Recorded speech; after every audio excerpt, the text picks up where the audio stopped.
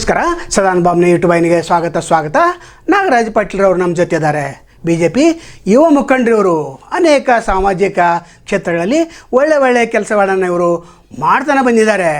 ಸಾಮಾಜಿಕ ಕ್ಷೇತ್ರದಲ್ಲಿ ಇವರ ಹೆಸರು ಅತ್ಯಂತ ಪ್ರಜ್ವಲಿದೆ. ಹೀಗಾಗಿ BJP ನಾಯಕರು ಇವರನ್ನು ಗುರುತಿಸಿಕೊಂಡು ಅತ್ಯಂತ ಜವಾಬ್ದಾರಿಯಂಥ ಕೆಲಸವನ್ನು ಮಾಡ್ತಾ ಇದ್ದಾರೆ. ನಾಗರಾಜ್ ಅವರು ನಮ್ಮ ಸ್ಟುಡಿಯೋಕ್ಕೆ ಬಂದಕ್ಕಾಗಿ ಮೊದಲು ತಮಗೆ ಧನ್ಯವಾದಗಳು. ನಮಸ್ಕಾರ ಸರ್. ಧನ್ಯವಾದ ಸರ್. ಈಗ ನಾಗರಾಜ್ ಅವರು ಅನೇಕ ಯೋಜನೆಗಳನ್ನು ಹಾಕಿಕೊಂಡು ಹಿರಿಯರ ಮಾರ್ಗದರ್ಶನದಲ್ಲಿ ನಡೀತಾ ಇದ್ದಾರೆ. ಜಗದೀಶ್ ಶೆಟ್ಟರ್ ಅವರ ಮಾರ್ಗದರ್ಶನದಲ್ಲಿ ನಡೀತಾ ಇದ್ದಾರೆ. ಅಭಯ್ ಪಾಟೀಲ್ ಅವರ ಮಾರ್ಗದರ್ಶನದಲ್ಲಿ ನಡೀತಾ ಇದ್ದಾರೆ. ರಾಜ್ಯ BJP ನಾಯಕರ ಒಂದು ಸಲಹೆಯಂತೆ ಇವರು ಅನೇಕ ಕಾರ್ಯಕ್ರಮಗಳನ್ನು ಹಮ್ಮಿಕೊಳ್ತಾ ಇದ್ದಾರೆ. ಹೇಳಿ ನಾಗರಾಜ್ ಅವರೇ, ನಾರಿ ಶಕ್ತಿಯ ಮುಖ್ಯ ಉದ್ದೇಶ ಏನು, ವಿಶೇಷ ಏನು? ಸರ್, ಈಗ 2 ಜೂನ್ 2025 ನಾವು ಒಂದು ಕಾರ್ಯಕ್ರಮ ಮಾಡಿದ್ವಿ, ನಾರಿ ಶಕ್ತಿ ಅಂತ. ಅದರ ಉದ್ದೇಶ ಏನಂದರೆ ಸರ್, ಈಗ ಹೆಣ್ಮಕ್ಳು ನಮಗಿಂತ ಸ್ಟ್ರಾಂಗ್ ಇದ್ದಾರೆ, ಎಲ್ಲರಿಗೂ ಗೊತ್ತದ. ಬಟ್ ಅದನ್ನು ಪ್ರೂವ್ ಮಾಡಬೇಕಂತ ಈಗ ಅಂಥ ಪರಿಸ್ಥಿತಿ ಬಂದದ. ಸೊ ಅದಕ್ಕೆ ಹೆಣ್ಮಕ್ಳು ಅವ್ರಿಗೆ ಒಂದು ಕಲೆ ಅದ, ಕೌಶಲ್ಯ ಅದ, ಮಾಡೋ ಉತ್ಸಾಹ ಅದ, ಅವರಿಗೆ ಒಂದು ಪ್ರೋತ್ಸಾಹನ ಕೊಡಬೇಕು, ಮಾರ್ಗದರ್ಶನ ಮಾಡಬೇಕಂತ ಇದೊಂದು ಕಾರ್ಯಕ್ರಮ ಮಾಡಿದ್ವಿ. ಸುಮಾರು ಒಂದು 400 ಹೆಣ್ಮಕ್ಳು ಬಂದಿದ್ದಾರೆ ಆ ಕಾರ್ಯಕ್ರಮಕ್ಕೆ. ಆಮೇಲೆ ನಮ್ಮ ಜಂಟಿ ನಿರ್ದೇಶಕರು, DIC ಜಂಟಿ ನಿರ್ದೇಶಕರು ಶ್ರೀ ಸತ್ಯನಾರಾಯಣ ಭಟ್ ಸರ್ ಅಂತ, ಅವರು ಬಂದು ಇದಕ್ಕೆ ಪೂರಾ ಮಾರ್ಗದರ್ಶನ ಮಾಡಿದ್ರಿ. ಈಗ ಕಾರ್ಯಕ್ರಮ ಆದಮೇಲೆ ನಾವು ಏನು ಮಾಡೋದು ಅಂತ ಬರೀ ಕಾರ್ಯಕ್ರಮ ಮಾಡಿ ಬಿಟ್ಟಿದ್ದು ಅಷ್ಟೇ ಇಲ್ಲ. ಈಗ ನಮ್ದು ಏನು ನೆಕ್ಸ್ಟ್ ಪ್ರೊಜೆಕ್ಟ್ ಅಂದ್ರೆ, ಆ ಕಾರ್ಯಕ್ರಮ ಬಂದ ಹೆಣ್ಮಕ್ಳದ್ದು ಒಂದು ನಮ್ಮ ಕಡೆ ಡೇಟಾ ಅದ, ಅವ್ರಿಗೂ ಒಬ್ಬೊಬ್ರಿಗೆ ಭೇಟಿಯಾಗಿ ಅಟ್ಲೀಸ್ಟ್ ಒಂದು 5 ಜನಕ್ಕರೆ ಪರ್ಸ್ನಲಿ ಅವ್ರಿಗೆ ಭೇಟಿಯಾಗಿ ಅವ್ರನ್ನ ಟ್ರೈನಿಂಗ್ ಸೆಂಟರ್ ಅಂತ ಹೋಯ್ದೆವು. ಗೌರ್ಮೆಂಟಿಂದ ಸಾಕಷ್ಟು ಸ್ಕೀಮ್ ಅದಾವೆ ಸರ್, ಸಾಕಷ್ಟು ಸ್ಕೀಮ್ ಅದಾವೆ. ಅದ್ರ ಬಗ್ಗೆ ಯಾರಿಗೂ ಗೊತ್ತಿರೋದಿಲ್ಲ, ಅದನ್ನು ಯಾರು ಅದ್ರ ಬಗ್ಗೆ ಚಲೋ ತಂಗಿ ಯೂಸ್ ಮಾಡ್ಕೊಳ್ಳಲ್ಲ. ಸೊ ಒಂದು 5 ಹೆಣ್ಮಕ್ಳನ್ನ ಅಲ್ಲಿ ಓದು ಟ್ರೈನಿಂಗ್ ಸೆಂಟ್ರಿಗೆ ಭೇಟಿ ಮಾಡಿಸಿ, ಅಲ್ಲಿ ಅವ್ರು ಟ್ರೈನಿಂಗ್ ಮಾಡಿಸಿ ಸ್ವಯಂ ಉದ್ಯೋಗ ಅವ್ರಿಗೊಂದು ಪ್ರೋತ್ಸಾಹ ಕೊಡಬೇಕಂತ ಇದೊಂದು ನಮ್ಮದು ಒಂದು 5 ಪ್ರಾಜೆಕ್ಟ್ ಇದೆ. ಇನ್ನು ಕ್ರಿಕೆಟವನ್ನು ನೀವು ಏರ್ಪಡಿಸಿದ್ರಿ, ಕ್ರಿಕೆಟ್ ಪಂದ್ಯಾವಳಿಗಳನ್ನು, ಅದರ ಬಗ್ಗೆ ಸ್ವಲ್ಪ. ಈಗ ಸರ್, ಅದಕ್ಕಿಂತ ಮುಂಚೆ ಏಪ್ರಿಲಲ್ಲಿ ಒಂದು ಕ್ರಿಕೆಟ್ ಟೂರ್ನಮೆಂಟ್ ಮಾಡಿಸಿದ್ವಿ, ಹಾಫ್ ಪಿಚ್ ಟರ್ಫ್ ಗ್ರೌಂಡಲ್ಲಿ. ಅದನ್ನು ನಾವು ಒಂದು ಉದ್ದೇಶಪೂರ್ವಕವಾಗಿ 30 ವಯಸ್ಸಿನ ಮೇಲ್ಗಡೆ ಅಂತ ಒಂದು ಕ್ಯಾಟಗರಿ ಇಟ್ಟಿದ್ವಿ. ಯಾಕಂದ್ರೆ ಏನಾಗ್ತದೆ ಸರ್, ಈಗ 30ಗಿಂತ ಕೆಳಗಡೆ ಯಂಗ್ ಹುಡುಗರೇನ ಕ್ರಿಕೆಟ್ ಆಡ್ತಿರ್ತಾರೆ, ಅವ್ರು ಆಲ್ರೆಡಿ ಬ್ಯುಸಿ ಇರ್ತಾರೆ, ಅವರ ಆ್ಯಕ್ಟಿವಿಟಿ ಇದ್ದೇ ಇರ್ತದೆ. 30ಗಿಂತ ಮೇಲ್ಗಡೆ 40-45 ಅವರು ಏನಾಗ್ತದೆ, ಕೆಲಸದಲ್ಲಿ ಭಾಳ ಬ್ಯುಸಿಗಿರ್ತಾರೆ, ಅವ್ರಿಗೆ ಟೈಮ್ ಸಿಗಲ್ಲ. ಸೊ ಅವ್ರಿಗೆ ಒಂದು ಎಂಟರ್ಟೈನ್ಮೆಂಟ್ ಆಗಬೇಕು, ಅವರು ಒಂದು ಕ್ರೀಡೆಯಲ್ಲಿ ಅವ್ರದ್ದು ಏನು ಮುಂಚೆ ಆಡಿರೋದೇನು ಪ್ರೋತ್ಸಾಹ ಇರ್ತದಲ್ಲ, ಅದನ್ನು ಮತ್ತೆ ಬೆಳೆಸ್ಬೇಕಂತ ಒಂದು ಕಾರ್ಯಕ್ರಮ ಆಯೋಜನೆ ಮಾಡಿದ್ದೀವಿ ರೀ. ಅದ್ರಾಗ ಒಂದು 16 ಟೀಮ್ ಇದ್ವು. ಫುಲ್ ಡೇ ಟೂರ್ನಮೆಂಟ್ ಆಯಿತು, ಅದು ಭಾಳ ಚಲೋ ಆಯಿತು. ಎಲ್ಲ ಪ್ಲೇಯರ್ಸ್ ಏನು ಬಂದಿದ್ರಲ್ಲ ವರ್ಕಿಂಗ್ ಪ್ರೊಫೆಷನ್ ಇದ್ರು. ಲಾಸ್ಟ್ ಗೆದ್ದಿರೋ ಟೀಮಲ್ಲಿ MRಗಳು ಇದ್ರು. MRಗಳು ಮೆಡಿಕಲ್ ರಿಪ್ರೆಸೆಂಟೇಟಿವ್. 24 ತಾಸು ಪಾಪ ಅವ್ರು ಕೆಲಸ ಮಾಡಿ ಟೈರ್ಡ್ ಆಗಿರ್ತಾರೆ. ಅವ್ರು ಆ ಒಂದು ದಿನ ಫುಲ್ ಎಂಜಾಯ್ ಮಾಡಿದ್ರು. ಫುಲ್ ಡೇ ಬೆಳಗ್ಗೆ 9 ಗಂಟೆಗೆ ಬಂದವರು ರಾತ್ರಿ 9:30 ತನಕ ಅಲ್ಲೇ ಇದ್ದಾರೆ. ಅವ್ರು ಹೋಗೋ ಮುಂದೆ ಹೇಳೋದ್ರು ನಮಗೆ, ಸರ್ ಈ ಕಾರ್ಯಕ್ರಮ ನೀವು ಆಯೋಜನೆ ಮಾಡಿರಿ, ಭಾಳ ಚಲೋ ಆಯಿತು, ನಾವು ಎಂಜಾಯ್ ಮಾಡಿದ್ವಿ. ಒಂದು ದಿನ ನಮ್ಮ ಲೈಫ್ ಒಳಗಿಂದ ನಾವು ಪೀಸ್ಫುಲಿ ಸ್ವಲ್ಪ ಎಂಜಾಯ್ಮೆಂಟ್ ಆಯಿತು, ಚಲೋ ಆಯಿತು ಅಂತ ಅವ್ರು ಖುಷಿಯಾಗಿ ಹೋದ್ರೆ. ಮತ್ತೊಂದು ಕ್ರಿಕೆಟ್ ಅನ್ನೋ ನಮ್ದು ಅದು ಕ್ರೀಡೆಗೆ ಪ್ರೋತ್ಸಾಹ ಕೊಡಬೇಕಂತ ಅದೊಂದು ಕಾರ್ಯಕ್ರಮ ಆಯೋಜನೆ ಮಾಡಿದ್ದಾರೆ. ಜಗದೀಶ್ ಶೆಟ್ಟರ್ ಅವರು ಈಗ ಯಾವ ರೀತಿ ಒಂದು ಕೆಲಸವನ್ನು ಮಾಡ್ತಾ ಇದ್ದಾರೆ MP ಆದ ನಂತರ? ಜಗದೀಶ್ ಶೆಟ್ಟರ್ ಸಾಹೇಬ್ರಿ ಅವರು ಮಾಜಿ ಮುಖ್ಯಮಂತ್ರಿಗಳು, ನಮ್ಮ ತುಂಬ ಹಿರಿಯ ಮುಖಂಡರು, ನಮ್ಮೆಲ್ಲರಿಗೂ ತುಂಬ ಆತ್ಮೀಯ ಇದ್ದಾರೆ, ನಮ್ಮನ್ನು ಮಾರ್ಗದರ್ಶನ ಮಾಡ್ತಾರೆ. ಅವ್ರ ಎಕ್ಸ್ಪೀರಿಯನ್ಸ್ ಏನದ ಅದು ನಮ್ಮ ಬೆಳಗಾವಿ ಜಿಲ್ಲೆಗೆ ಭಾಳ ಉಪಯೋಗ ಆಗ್ತಾ ಇದೆ. ಅವ್ರಿಗೆ ಡಿಪಾರ್ಟ್ಮೆಂಟ್ಗಳು ಗೊತ್ತದವ, ಸಿಸ್ಟಮ್ ಗೊತ್ತದ, ಯಾವ ಥರ ಯಾವ ಆಯೋಜನೆಯನ್ನು ಯಾವ್ದು ಇದನ್ನು ಪ್ರೊಜೆಕ್ಟನ್ನು ನಮ್ಮ ಬೆಳಗಾವಿಗೆ ತರಬೇಕು, ಯಾವುದರಿಂದ ಡೆವಲಪ್ಮೆಂಟ್ ಆಗ್ತದೆ. ಈಗ ನೀವು ಏರ್ಪೋರ್ಟ್ ಆಯ್ತು, ಹೊಸದಲ್ಲಿ ಡೆವಲಪ್ಮೆಂಟ್ ಸ್ಟಾರ್ಟ್ ಅದ. ಮೊನ್ನೆ ರೈಲ್ವೆ ಸ್ಟೇಷನ್ಗೂ ಹೋಗಿದ್ರು, ಅಲ್ಲಿ ಹೆಂಗೆ ಡೆವಲಪ್ಮೆಂಟ್ ಚಾಲೂ ಐತೆ ಅದನ್ನು ಎಲ್ಲ ವೀಕ್ಷಣೆ ಮಾಡಿ ಅಲ್ಲಿ ಅವ್ರಿಗೆ ಮಾರ್ಗದರ್ಶನ ಮಾಡಿದ್ರು. ಸೊ ಅದರಿಂದ ನಮಗೆ ಭಾಳ ಅವ್ರು ಇಲ್ಲಿ ಬಂದ ನಮ್ಮ ಜಿಲ್ಲೆಗೆ MP ಆಗಿದ್ದಕ್ಕೆ ನಮಗೊಂದು ಒಳ್ಳೇದು, ನಮ್ಮದೊಂದು ಭಾಗ್ಯ ಅಂತ ಅನ್ಬೋದು. ಬೆಳಗಾವಿ ದಕ್ಷಿಣ ಕ್ಷೇತ್ರದ ಶಾಸಕರು ಅಭಯ್ ಪಾಟೀಲ್ ಬಗ್ಗೆ ತಮ್ಮ ಅಭಿಪ್ರಾಯ? ಸರ್, ನಾವು ಇಂಡಾಲ್ ಫ್ಯಾಕ್ಟ್ರಿಯಲ್ಲಿ ನಮ್ಮ ಫಾದರ್ ಜಾಬ್ ಮಾಡ್ತಿದ್ರು, ನಾವು ಅಲ್ಲೇ ಹುಟ್ಟಿ ಬೆಳೆ ದೊಡ್ಡವರಾಗಿದ್ದೆವು. ಆವಾಗ ನಾನು ಬಹುಶಃ 9ನೇತೆ 10ನೇತೆ ಇರ್ಬೋದು, 97-98ಅಲ್ಲಿ. ಆವಾಗ ಅಭಯ್ ಪಾಟೀಲ್ ಸಾಹೇಬರು ಸಕ್ರಿಯವಾಗಿ ಇಲೆಕ್ಷನ್ ಪಾಲಿಟಿಕ್ಸಲ್ಲಿ ಯಾವಾಗ ಅವ್ರು ಬಂದರು, ಅವಾಗಿಂದ ಇನ್ನೂವರೆಗೂ ನಾವು ಸಾಹೇಬ್ರ ಜೊತೆಗಿದ್ದೀವಿ. ಅವಾಗ ಅವರು ಫಸ್ಟ್ ಟೈಮ್ ಇಲೆಕ್ಷನ್ ನಿಂತಾಗ ನಾವು ಅವ್ರ ಸಂಬಂಧ ಇಂಡಾಲ್ ಕಾಲನಿಯಲ್ಲಿ ನಾವೆಲ್ಲ ಕ್ಯಾಂಪೇನ್ ಮಾಡಿದ್ವಿ. ಬಾಗೇವಾಡಿ ಕ್ಷೇತ್ರದಾಗ ಅವಾಗ ಅವ್ರ ಫಸ್ಟ್ ಟೈಮ್ ಎಲೆಕ್ಷನ್ ನಿಂತಿದ್ರಿ. ಅವಾಗಿಂದ ನಾವು ಅವ್ರು ಸಾಹೇಬ್ರ ಜೊತೆಗದೀವಿ. ಒಂದು ಸ್ವಲ್ಪ ಸಾಹೇಬ್ರಿಗೆ ಅಪ್ ಡೌನ್ ಇರ್ತದೆ ಪಾಲಿಟಿಕ್ಸಲ್ಲಿ, ಅವಾಗೂ ನಾವು ಸಾಹೇಬ್ರ ಜೊತೆಗೆ ಇದ್ದು. ಆಮೇಲೆ ಈಗ ಅದ್ರ ಜೊತೆಗೆ ಅದೇವು ಅವ್ರು ಏನು 24 ತಾಸು ಕೆಲಸ ಮಾಡ್ತಾರೆ. ದೇಶದಲ್ಲಿ ನರೇಂದ್ರ ಮೋದಿ, ಬೆಳಗಾವಿಯಲ್ಲಿ ಅಭಯ್ ಪಾಟೀಲ್ ಸಾಹೇಬರು. ಇಷ್ಟು 24 hours ಜನರ ಬಗ್ಗೆ ಕೆಲಸ ಮಾಡೋರು ನಾವಂತೂ ನೋಡಿಲ್ಲ. ಭಾಳ ಒಳ್ಳೆ ಕೆಲಸ ಮಾಡ್ತಾರೆ ಸಾಹೇಬ್ರು. ಏನು ಮಾಡ್ತಾರೆ ಅದರದ್ದು ಬರೀ 1% ನಾವು ಬರೀ ಯೋಚನೆ ಮಾಡಿದ್ರು, ಅದನ್ನು ಕೆಲಸ ಮಾಡಿದ್ರು ನಮ್ಮ ಜಿಲ್ಲೆ ಮತ್ತು ರಾಜ್ಯ ಭಾಳಷ್ಟು ಏನೋ ಬೆಳವಣಿಗೆ ಆಗ್ತಿದೆ. ಅಭಿವೃದ್ಧಿ ಹರಿಕಾರರು ಅಂತ ಅವರಿಗೆ ಸುಮ್ಮನೆ ಅನ್ನೋದಿಲ್ಲ ಸರ್. ಅವ್ರು ಹಂಗೆ ಕೆಲಸ ಮಾಡ್ತಾರೆ, ಅದಕ್ಕೆ ಅವ್ರಿಗೆ ಅಂತಾರೆ. ಇಷ್ಟು ಬ್ಯುಸಿ ಇದ್ರೂ ಬೆಳಿಗ್ಗೆ 6 ಗಂಟೆಗೆ ಅಂದ್ರೆ ಹೊರಗೆ ಬಿದ್ದಿರ್ತಾರೆ ಸರ್. ಎವ್ರಿ ವೀಕ್ ಅಥವಾ ಎವ್ರಿ ಮಂತ್ ಒಂದು ಸೈಕಲ್ ಫೆರಿ ಅಂತ ಮಾಡ್ತಾರೆ.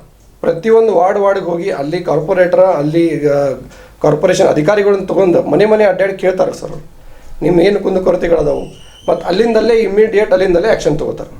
ಸೊ ಇಂಥ ಅಭಿವೃದ್ಧಿ ಮಾಡೋದು ನಮ್ಗೆ ಶಾಸಕರು ಸಿಕ್ಕಿದ ದಕ್ಷಿಣಕ್ಕೆ ನಮ್ಮದೊಂದು ಅದು ಒಂದು ಸೌಭಾಗ್ಯ ನಮ್ಮದು.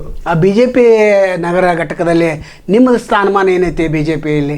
BJPಲಿ ಸರ್ ನಾನು ಒಂದು ಮೊದಲನೇದಾಗಿ ಒಂದು ಸಾಮಾನ್ಯ ಕಾರ್ಯಕರ್ತ ಅಂತ ಕೆಲಸ ಮಾಡ್ತಿದ್ದೀನಿ. ಪದ ಬಗ್ಗೆ ವಿಚಾರ ಕೇಳಿದ್ರಂದರೆ ನಾನು ಒಂದು ಜಿಲ್ಲಾ ಕಾರ್ಯದರ್ಶಿ ಅಂತ ನಂಗೊಂದು ನಮ್ಮ ಪಕ್ಷದವ್ರು ಜವಾಬ್ದಾರಿ ಕೊಟ್ಟಾರೆ.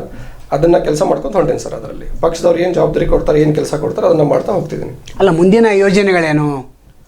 ಮುಂದಿನ ಯೋಜನೆ ನಮ್ಮ ಪಕ್ಷದ BJP ಪಕ್ಷದ ಪ್ರತಿ ಮನೆಗೂ ನಮ್ಮ ಪಕ್ಷದವ್ರು ಏನು ಅಭಿವೃದ್ಧಿ ಕಾರ್ಯಗಳು ಮಾಡ್ತಾ ಇದ್ದಾರೆ.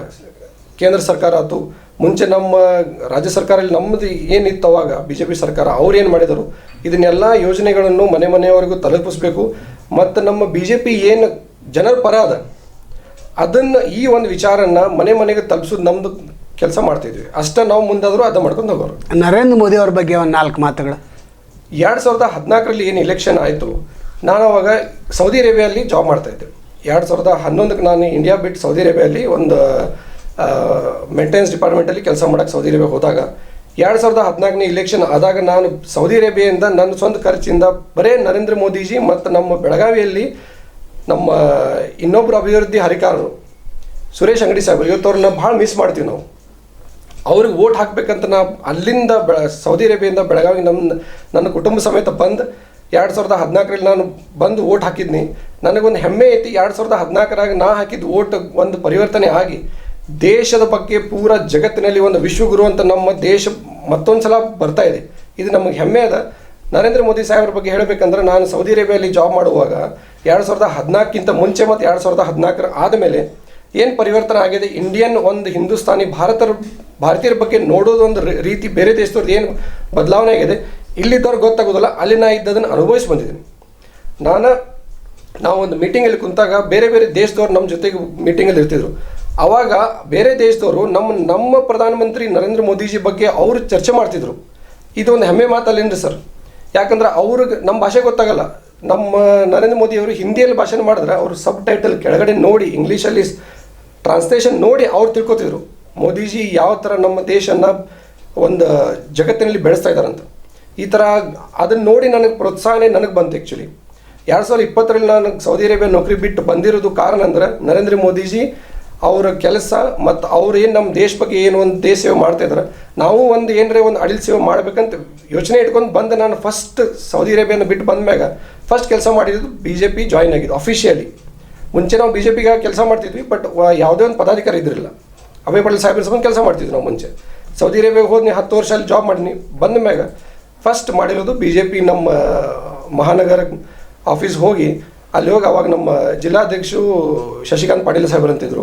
ಅವ್ರ ಕಡೆ ಹೋಗಿ ಹೇಳಿದ್ದೀನಿ, ಅಣ್ಣ ನಂಗೆ BJPಯಲ್ಲಿ ಕೆಲಸ ಮಾಡೋದ ಇಂಟ್ರೆಸ್ಟ್ ಐತಿ, ದಯವಿಟ್ಟು ನಂಗೆ ಒಂದು ಏನರ ಅವಕಾಶ ಕೊಡ್ರಿ ಅಂತಂದಾಗ ಅವ್ರು ನನ್ನ ಮೊದಲನೇದಾಗಿ ಕೈಗಾರಿಕಾ ಪ್ರಕೋಷ್ಠ ಅದರದ್ದು ಜಿಲ್ಲಾ ಸಂಚಾಲಕ ಅಂತ ಜವಾಬ್ದಾರಿ ಕೊಟ್ಟರು. 3 ವರ್ಷ ಅದನ್ನು ಮಾಡಿದ್ದೀನಿ. ಈಗ ಕರೆಂಟ್ಲಿ ನನಗೆ ಜಿಲ್ಲಾ ಮಹಾನಗರ ಕಾರ್ಯದರ್ಶಿ ಅಂತ ಒಂದು ಜವಾಬ್ದಾರಿ ಕೊಟ್ಟಿದ್ದಾರೆ. ಅದರಾಗ ನಾವು ಏನು ಸಿನ್ಸಿಯರ್ಲಿ ಕೆಲಸ ಮಾಡ್ತಾಯಿದ್ವಿ ಪಕ್ಷದಕ್ಕಾಗಿ. BJP ಯುವಕರಿಗೆ ಏನು ಸಂದೇಶ ಕೊಡ್ತಾರೆ ನೀವು?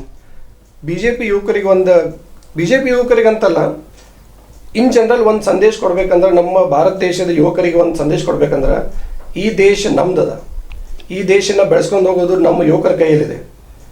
ಈಗೇನು ನಮ್ಮ ಸೀನಿಯರ್ ಅದಾರ ಅವ್ರು ಏನು ಮಾರ್ಗದರ್ಶನ ಹಾಕಿದಾರೋ, ನಮ್ಮ ಇಷ್ಟು ವರ್ಷ ನಮ್ಮ ದೇಶನ ಬೆಳೆಸ್ಕೊಂಡು ತಂದಾರ, ಇದನ್ನು ನಾವು ಇನ್ನೂ ಎತ್ತರ ಮಟ್ಟಕ್ಕೆ ಒಯ್ಬೇಕಂದ್ರೆ ನಾವೆಲ್ಲರೂ ಭಾಳ ಹಾರ್ಡ್ ವರ್ಕ್ ಮಾಡಬೇಕು. ನಮ್ಮ ದೇಶ ಬೆಳೆಸಬೇಕು ಅಂದ್ರೆ ಯುವ ಶಕ್ತಿ ಬೇಕೇ ಬೇಕು. ಜಗತ್ತಿನಲ್ಲಿ ಅತಿ ಹೆಚ್ಚು ಯುವಕರು ಇರೋದಂದ್ರೆ ಭಾರತ ದೇಶದಲ್ಲಿ ತಮ್ಮೆಲ್ಲರಿಗೂ ಗೊತ್ತಿದೆ. ಹಾಗಾಗಿ ಎಲ್ಲ ಯುವಕರು ನಿಮ್ಮ ದೇಶ ಬಗ್ಗೆ ರಾಷ್ಟ್ರಭಕ್ತಿ ನಿಮಗೆ ಮೊದಲನೇದಂದ್ರೆ ರಾಷ್ಟ್ರಭಕ್ತಿ ಇರಬೇಕು. ಇದನ್ನ ಒಂದು ಸಂದೇಶ ನಾನು ನಮ್ಮ ಯುವಕರಿಗೆ ಹೇಳ್ಬೇಕಂತೀನಿ. ನಮ್ಮ ಜೊತೆ ಇಲ್ಲಿವರೆಗೆ ನಾಗರಾಜ ಪಾಟೀಲ್ರವರು ಸುದೀರ್ಘವಾದಂಥ ವಿಚಾರವನ್ನು ವ್ಯಕ್ತಪಡಿಸುವ ಸಂಸದರ ಬಗ್ಗೆ, ಶಾಸಕರ ಬಗ್ಗೆ, ನರೇಂದ್ರ ಮೋದಿಯವರ ಬಗ್ಗೆ ಮತ್ತು ತಾವು ಏನು ಕಾರ್ಯಚಟುವಟಿಕೆಗಳನ್ನು ಹಮ್ಮಿಕೊಂಡಿದ್ದಾರೆ ಅದರ ಬಗ್ಗೆ ಕೂಡ ಹೇಳಿದರು. ನಿಮ್ಮ ಸೇವೆ ಹೀಗೆ ಮುಂದುವರಿಯಲಿ, ಯುವಕರು ನಿಮ್ಮ ದಾರಿಯಲ್ಲಿ ಸಾಗಲಿ, ನಿಮ್ಮ ಕೆಲಸಕ್ಕೆ ಯಶಸ್ವಿ ಆಗಲಿ. ಮತ್ತೇನಾದರೂ ಹೇಳೋದಿದ್ದರೆ ತಾವು ವೀಕ್ಷಕರಿಗೆ ಹೇಳ್ಬೋದು. ಭಾರತ ದೇಶದಲ್ಲಿ ಭಾರತೀಯ ಜನತಾ ಪಾರ್ಟಿ ಬಂದಾಗಿಂದ 2014ರಿಂದ ತುಂಬ ಬದಲಾವಣೆಗಳಾಗಿವೆ. ದೇಶದ ಬಗ್ಗೆ ಹೆಮ್ಮೆ ಹೆಚ್ಚಾಗಿದೆ. ಎಲ್ಲರೂ ಇದನ್ನು ಅರ್ಥಕೋಬೇಕು. ಮತ್ತು ನಮ್ಮ ನರೇಂದ್ರ ಮೋದಿಜಿ ಅವರ ನೇತೃತ್ವದಲ್ಲಿ ದೇಶ ಏನು ಅಭಿವೃದ್ಧಿ ಮಾಡ್ತಾ ಇದೆ ಇದ್ರ ಬಗ್ಗೆ ತಾವೆಲ್ಲರೂ ತಿಳ್ಕೋಬೇಕು. ಮತ್ತು ಅವ್ರು ಏನು ನಮಗೋಸ್ಕರ ಏನು ಯೋಜನೆಗಳನ್ನು ತಂದಿದ್ದಾರೆ ಮನೆಯವರೆಗೂ ಮುಟ್ಟಿಸೋದು ಜವಾಬ್ದಾರಿ ನಮ್ದೆಲ್ಲದ.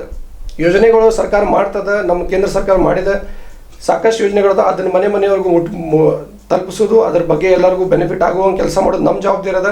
ಅದನ್ನು ನಾವು ಮಾಡ್ತೀವಿ ಮತ್ತು ತಾವೆಲ್ಲರೂ ಮಾಡ್ಬೇಕಂತ ಒಂದು ವಿನಂತಿ ಎಲ್ಲರ ಹತ್ರ. ನಾಗರಾಜ ಪಾಟೀಲ್ರವರು ಈಗಾಗಲೇ ಯುವಕರಿಗೂ ಸಹ ಸಂದೇಶ ಕೊಟ್ಟಿದ್ದಾರೆ. ಯುವಕರು ಇದನ್ನು ಗಮನಿಸಬೇಕು. ನಮ್ಮ ಸ್ಟುಡಿಯೋಕ್ಕೆ ಬಂದಕ್ಕಾಗಿ ನಾಗರಾಜ ಪಾಟೀಲ್ರವರೇ ತಮಗೆ ಧನ್ಯವಾದಗಳು. ನಮಸ್ಕಾರ. ಧನ್ಯವಾದಗಳು ಸರ್. ಧನ್ಯವಾದ. ನಮಸ್ಕಾರ.